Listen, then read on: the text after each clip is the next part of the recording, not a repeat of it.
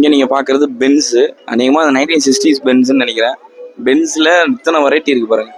கிட்டத்தட்ட ஒரு டோட்டலாக 40 வண்டி அணிவகுத்து வச்சுருக்காங்க, பாரம்பரிய ஃபுட்டேஜ் வண்டி எல்லாமே.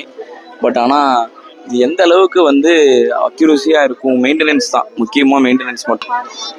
இந்த பென்ஸோட லென்த்து பாருங்களேன், சேதுபதி ஒரு படத்தில் ஜிகிர் தண்டால வர பென்ஸ் மாதிரியே இருக்குது. கார் ஓனர்ஸ் தான். ஆமாம், வேற யாரு? இதுவும் பென்ஸ் தான். ஜிகிர் தண்டா பென்ஸ் அங்கே இருக்கு. மகான்ல உடைப்பாங்களா அந்த பென்ஸ் அங்கே தான் ஆகுது. ஏகப்பட்ட பென்ஸ் இருக்குமா. ஸோ இதுவும் பென்ஸ் தான். இது ஒரு பென்ஸ் வெரைட்டி. எல்லாமே மெர்சிடஸ் பென்ஸ், எல்லாமே மெர்சிடஸ் பென்ஸ் தான்.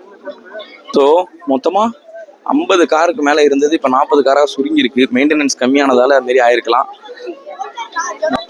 இதுவும் Fiat mini Fiat Linea.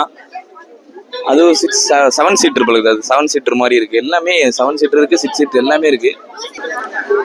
So இது என்ன பிராண்ட்? இதுவும் பென்ஸ் மாதிரி இல்லை, வேற ஏதோ பிராண்ட் போல.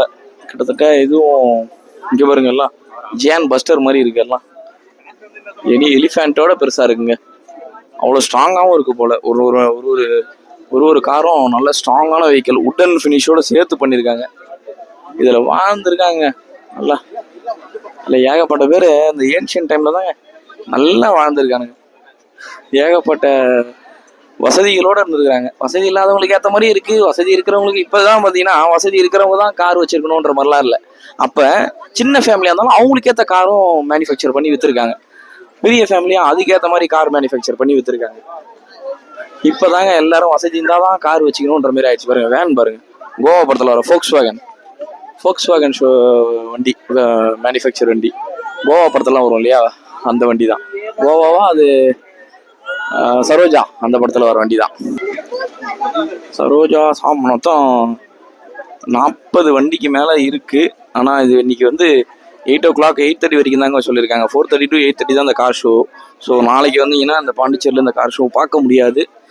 மேக்சிமம் இன்னைக்கு வந்து இவ்வளோ கூட்டம் வந்த காரணமே அநேகமாக இது இவ்வளோதான், இந்த நாள் தான், இதுக்கு மேலே வரமாட்டாங்க, இருக்காதுன்றதுனால நிறைய பேர் இப்பயே வந்து பார்த்துட்டு போயிடுறாங்க. இவர் தான் காரோட ஓனர் போல, இல்லை ஆர்கனைசராக இருக்கும்.